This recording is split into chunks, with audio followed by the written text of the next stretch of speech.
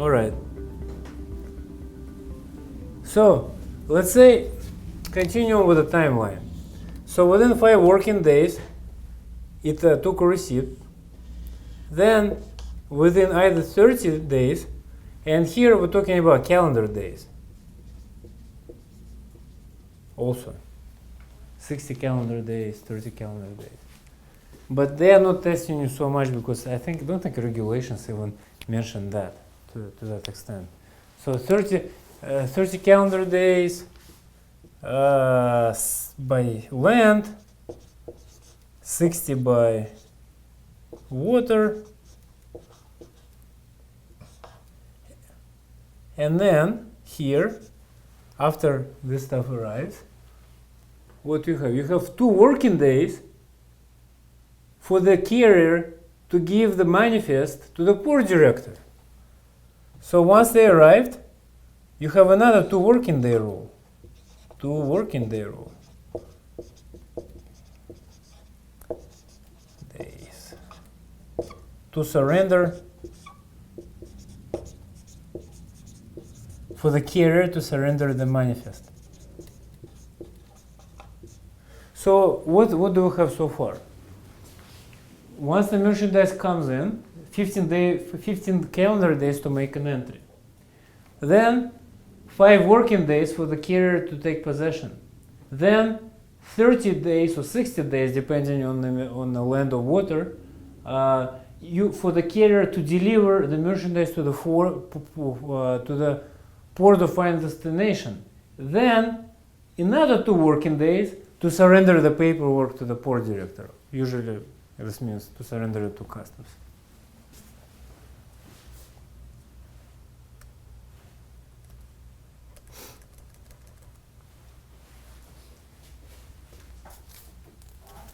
All right.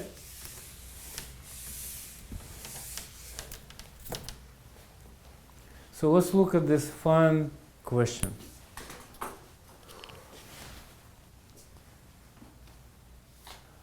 Start with the bottom. Read the question first. Based on the above, how many violations have occurred? Great. So you're looking at violations, first thing that comes to your mind, customs is talking about violations. They're probably talking about fines, penalties, and forfeitures. No. In this case, they are talking about the Part 18 transportation inbound, merchandise in transit.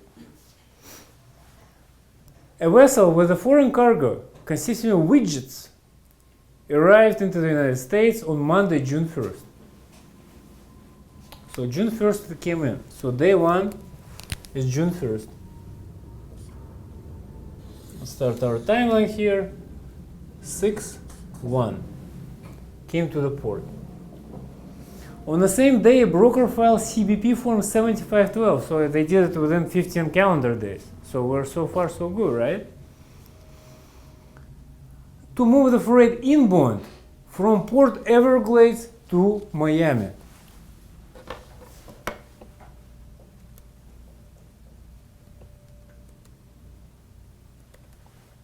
So we're talking about our the Sunshine State, Port Everglades, Florida. All right. Miami, Florida.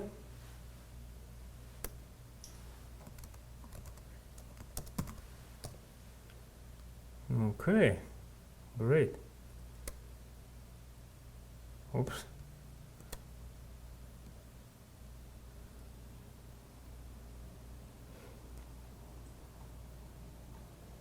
So, comes to Port Everglades, it's supposed to go to Miami.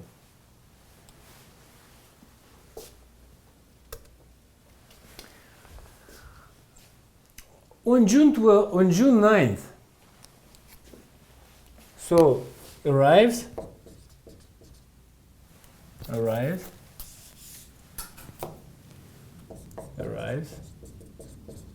an entry for inbound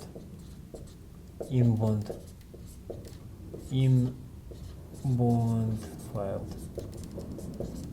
All right, good. Where? Port Everglades to Miami. On June 9th, so 6-9,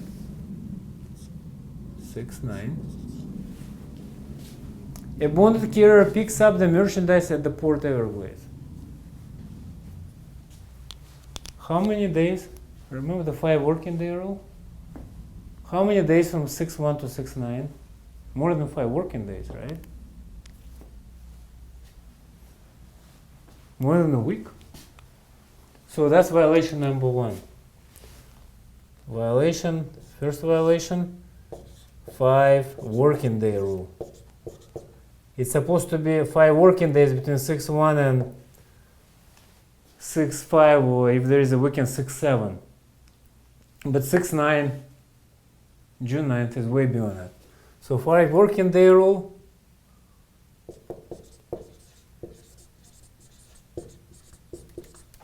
Is the first one. All right, let's go further. So bonded carrier goofed up there, but that didn't stop. The goof ups didn't stop. On July 15th, a bonded carrier delivers the merchandise to a bonded warehouse in Boca Raton. 7:15. To Boca Raton. Remember the 30-day calendar day rule? From June 9th to July 15th, is it 30 days or is it more than 30 days? Do we have any evidence that it picks up and the carrier delivers by water, which is possibility? Looks like not. So we have a right to presume it's a truck. So it looks like the 30 working day rule is broken, right? You have 30 calendar days to deliver it to the port of final destination. So violation number 2, 30 calendar days.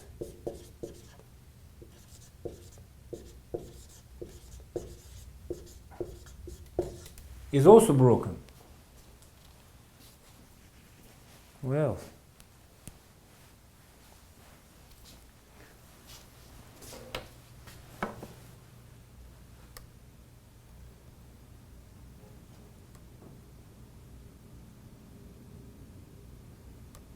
where's Boca Raton?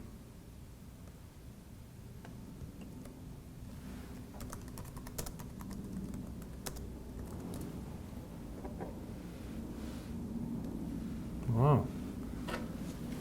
So it was supposed to deliver it to Miami, but they delivered it to Boca Raton, right? Is that a violation?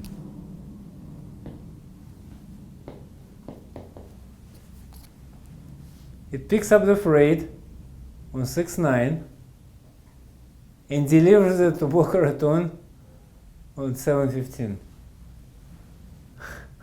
Supposed to deliver it to Miami. If you kind of look at the traffic map, it takes about 1.5 hours the most. Took more than a month. So what happens?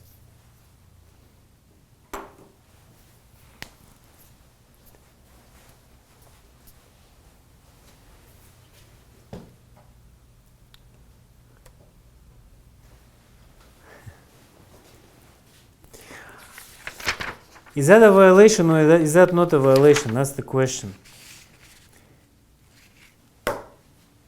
So obviously, the merchandise was picked up in Port Everglades and was supposed to go to Miami, but instead it was diverted to Boca Raton. So Port Everglades to Miami, it was diverted to Boca Raton.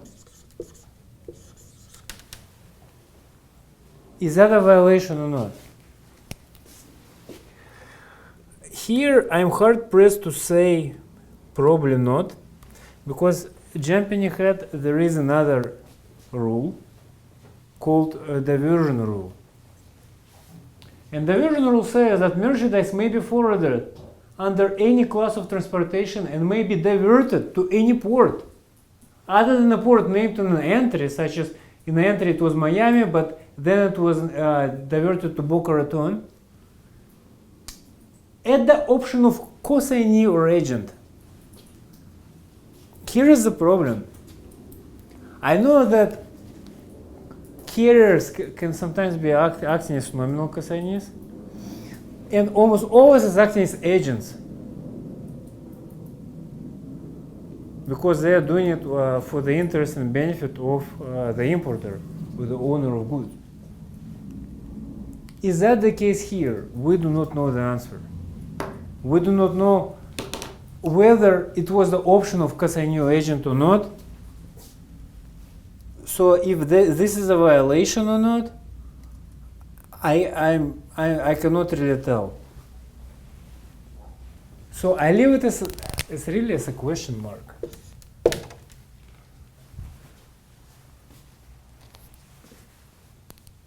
I don't know. If I'm sitting in the exam, I can treat it this way or the other way. It's hard to tell. Looks like the rule, the section 18.5 rule, the diversion rule, would permit me to do that, though. Because unless there is some kind of exception, diversion is allowed without asking the permission of the port where you file the entry. Continue reading. So we're on 7/15. It's in Boca Raton. On July 30th,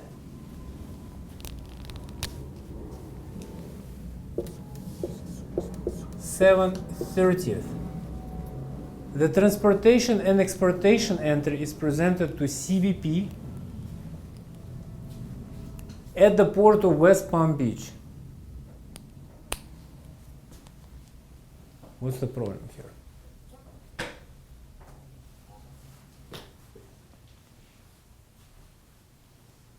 Port of West Palm Beach. So we know the merchandise is in Boca Raton, and it's a bonded warehouse.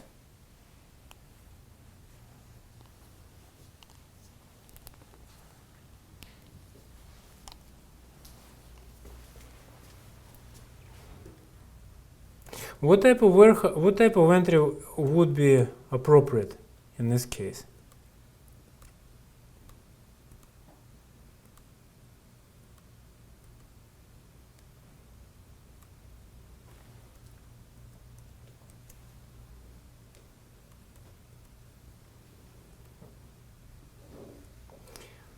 So 18.10 lists various types of entry for the transportation inbound. One is immediate transportation, which is a situation in here. From Port Everglades, it went to Miami or Boca Raton. One is warehouse withdrawal for transportation, or rewarehouse withdrawal for transportation. One is warehouse withdrawal for exportation or for transportation and exportation. One is entry for transportation and exportation, and then finally entry for exportation.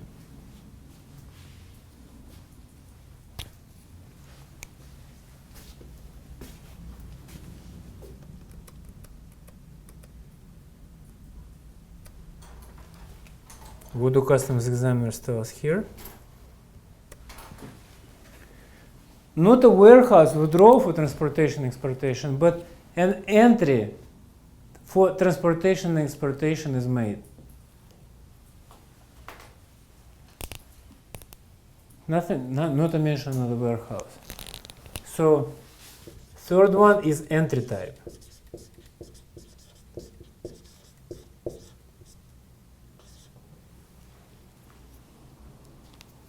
This is easy for me because I know customs examiners said there are 3 violations. I just identified possible violation here for the diversion because option is not mentioned, but I gave it to customs because customs really is playing with the agent thing. They are not being explicit. But what else? What else? What else is here with the entry? Entry type, entry place, right? Where is the warehouse? In the Boca Raton. Where is the entry for transportation and exploitation presented? In West Palm Beach. It's a different port, right? How do we know that?